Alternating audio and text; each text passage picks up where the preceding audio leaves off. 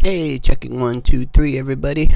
Hi, this is Chris Irving from Kratom Kingdome, and as the thumbnail says, this is for people who are new to Kratom, who have heard of it, but they don't know if they're really sure what it's about, if it'll help, if it's really bad, how much it costs, where to get it. So this is for you people that are interested in Kratom.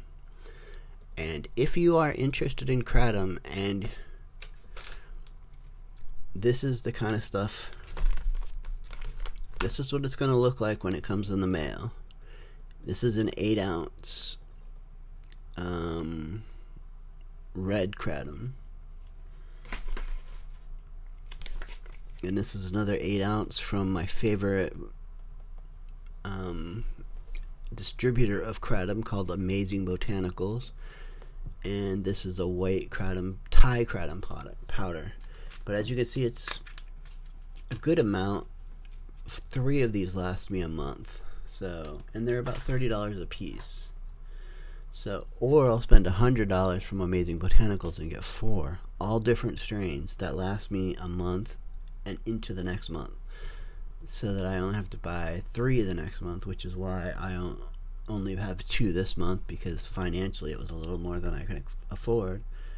But it's cheaper than going to the hospital with anxiety, panic attacks, feelings of withdrawal, depression, wanting to kill myself, and having to sit in a mental hospital for 3 weeks at a very high cost. I mean, Kratom is much cheaper than that, and it's cheaper than buying narcotics off the street to affect my pain that I feel. Because we all know that narcotics are horrible, but Kratom isn't so horrible. It's not a dangerous drug like some on the other side of the controversy would have you believe. And most of those people have no knowledge, no evidence, no scientific proof. They're just like a racist, just blaming everything on race because they're angry, hateful, fearful people. And we're afraid of what we don't know. So if you're interested in Kratom, this is a great channel, and I implore you to subscribe to it, because I give you as much objectable information based on empirical evidence that's collected from peer-reviewed scientific sources. I'm a scientist by nature. Well, a brain scientist by nature, and Kratom directly affects the brain, so I'm very interested in Kratom. And I'm also very interested in Kratom because the truth is, it saved my life and many, many, many other people's lives. Without it, I would be addicted to benzodiazepines and narcotics, because they would calm me down and keep me at a level. But because I can take a couple of cups of tea, it really affects my anxiety and brings me down to level. It's just like sipping on a cup of coffee without all the anxiety that caffeine gives you. If you're looking for euphoria, this probably isn't the tea for you. There's other stuff out there for euphoria. Because maybe the first time you take it, when your body is completely cleared of it and has none in it, I have experienced episodes of euphoria, but it's not been consistent. And as a result, as a young Kratom user, I was chasing that dragon, trying to feel that euphoria every day, because it was like, wow, this is like taking narcotics. It stops my pain and it makes me feel good. Well, then I realized that it's not all about feeling good. It's about stopping the pain. Stopping the pain allows me to do other things so I could feel good. Other reasons Kratom is suspect is because a lot of states are starting to make Kratom completely illegal. For instance, Tennessee, the state I reside, you have to be at least 21 and over to purchase it, which I don't have a problem with. I'm way over 21. And in Alabama, which it's Alabama, it's completely illegal there. but sleeping with your brother or sister isn't, so I don't know.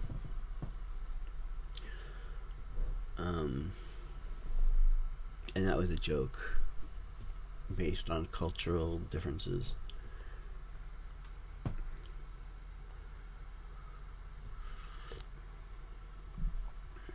I drink in this huge cup, which is probably 2 or 3 regular sized coffee cups. I probably put about half an ounce of kratom in the cup, because if I overuse it, I use too much of it, it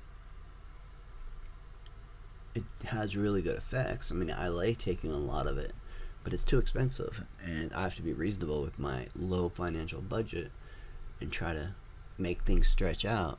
So I've gotten it down to, instead of drinking a pound every 2 days, I'm drinking a pound a month, which is saving me incredible amounts of money and some of the side effects that kratom does have, because it does have side effects. One of them might be constipation.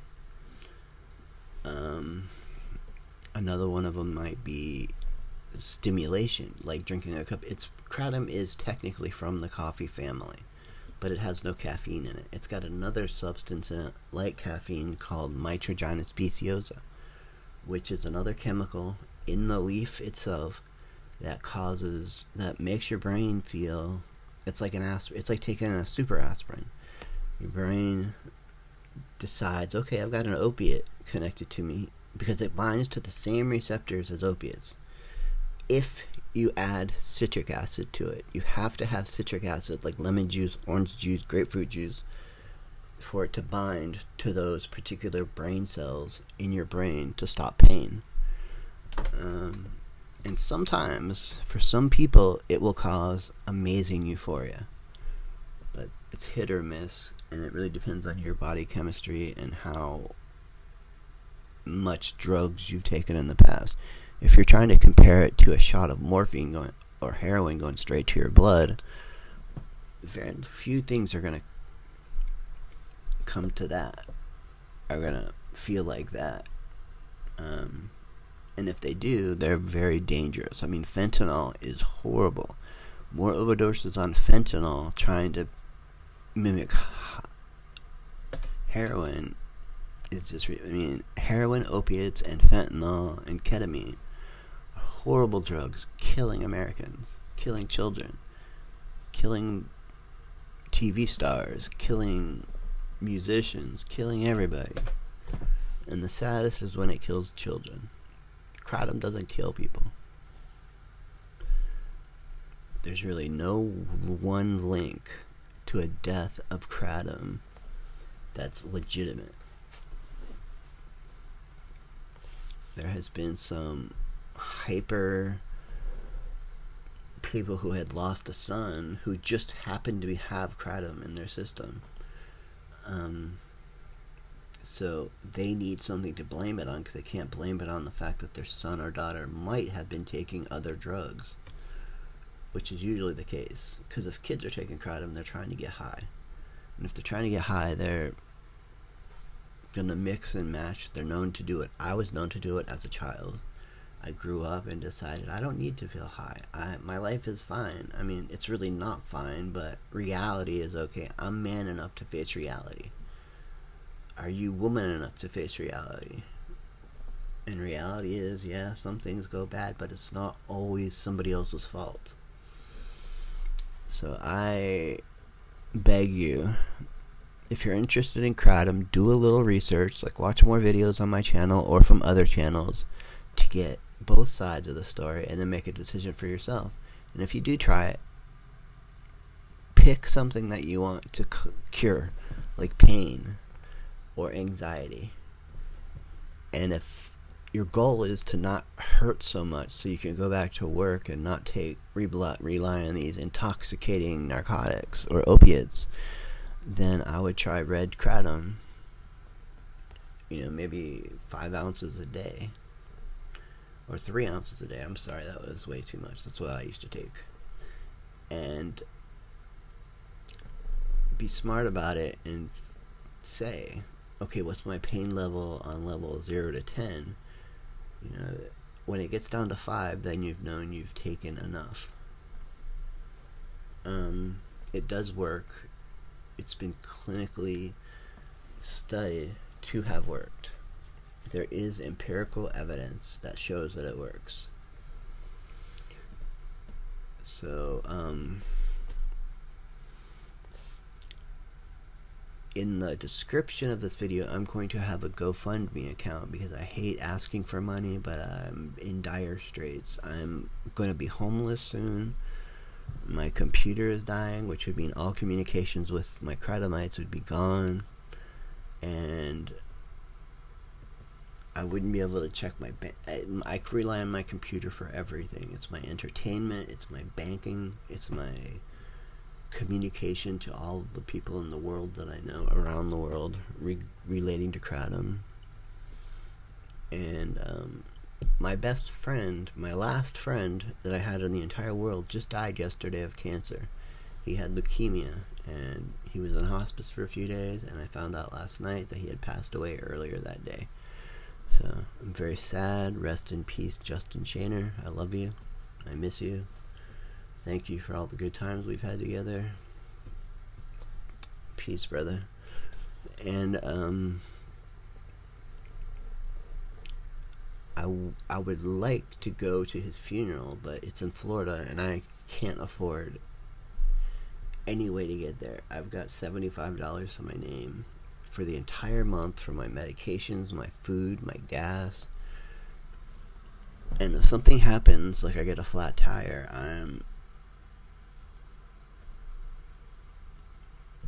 I don't have any family. I have no friends that I can count on.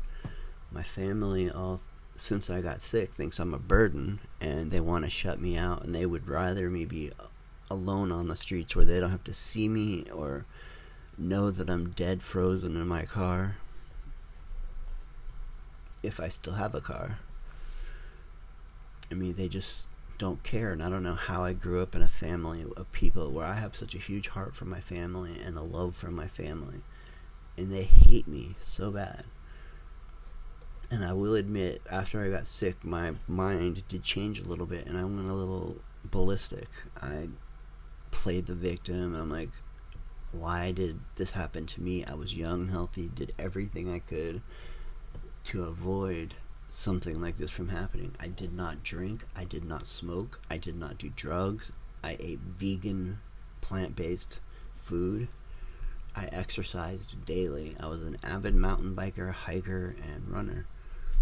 And yet still, for some reason, my blood, for some unknown reason, clotted and went to my brain and created a blood clot in my right temporal lobe, destroying part of my temporal lobe, my parietal lobe, which affects the entire part of your brain. I've got so many physical issues, and I can't afford to go to therapy anymore. I can't afford to go to physical therapy because it's just out of my reach as a poor person. And depending on how the government goes in the next 4 years, I mean, one half of the government wants to get rid of my entitlement programs that I have paid into my entire life, which is what America was about. And the other half wants to help and reinforce those entitlements and make sure they're there for the sick, the old, and the needy. As far as immigrants and migrants go, we're all immigrants and migrants. We all came from immigrants and migrants. We weren't nobody in the original formation of the United States of America was born in America.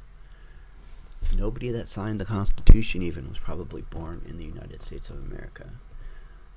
Take basic civics and history classes. If you don't, then speak ignorantly of your government. My family came from Italy and went through the right process. At the time, there was a legal process for immigrants to come in. My grandfather fought in World War II and became a proud American citizen. Stayed in the Navy for until he retired after 20 years and served his country, paid his taxes his entire life, raised a huge Italian family, which unfortunately I have no Italian genetics in me at all. My biological father's side of the family immigrated from Scotland, and I have no idea where they came from, what they came from, why they came here, how they got here, if they supported any American policy at all. I don't know the Scottish part of my family, and now they're all dead, so I'll never know. And my Italian side of my family is all dying. My stepfather was born in Montana, and he grew up very, very, very poor, had to work incredibly hard his entire life. He was probably one of the smartest men I ever knew, even though he dropped out of 7th grade to support his family. But me, I don't have the strength and the mental constitution anymore to go out and hustle a job that I can work, because I can't do certain things. I can't stand on my legs for more than 10 minutes because I've only got one leg that works, and I've only got one arm that works. So trying to work a cash register with one hand and collect and change money, it's not made for that. And I've adapted well and done a lot of jobs post-stroke, paying into taxes still. But after my divorce, my wife, who decided she no longer wanted to be married to a disabled guy anymore, who wasn't making the amount of money I was making when I was in my career as a teacher. I still have the education. My personality hasn't changed much. I'm still Chris, yet the vows in sickness and in health, and richer and in poor, for her for her family, that wasn't enough. You know, she wanted somebody who could take care of her, which I would have loved to have been able to take care of my wife and children. I had no children because I was smart enough to know that in my current position, I wouldn't be able to support a child in a healthy, safe environment, because I live in poor places. I live in garages sometimes. Right now I'm buying time in my mom's house until she passes away, and then I'm homeless, and I have no friends to turn to. I have no family to turn to. My family made it very clear that when my mom dies, I am responsible for myself, and they will not help me if I get lost on the street. If I in the hospital, they're not going to come and visit me. When I die, I'm going to die alone in a hospital bed, and I lived my whole life trying to be a good human being. I fought against bullies. I fought against racists. I fought against sexists. I always chose good over evil, and not in a religious capacity. I looked at religion as there is an inherent good and there's an inherent bad. You know, some people have bad in them. It's psychologically proven. You know, their brains are just wired to be sociopaths or to be psychopaths. And environment may play a part in that, but it doesn't always play a part in it. So those people need to be looked at more carefully, and because they're the ones that are in charge. They're the ones running for presidents. They're the ones CEOs of company, because a psychopath will do anything to get ahead.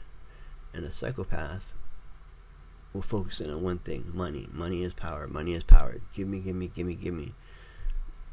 And I'll fire anybody because I don't have any empathy for anybody. And I'll do what's best for myself and the company, regardless of how it affects the world or employers or customers. I mean, that's just Psych 101, and I spent 20 years studying psychology in college. So that's just my take on it. And again, if you are interested in Kratom, check out Kratom Kingdome. Subscribe and like and let me know in the comments why you want to try Kratom. You know, why it's interesting to you. Where did you hear of it from? I mean, there's a lot of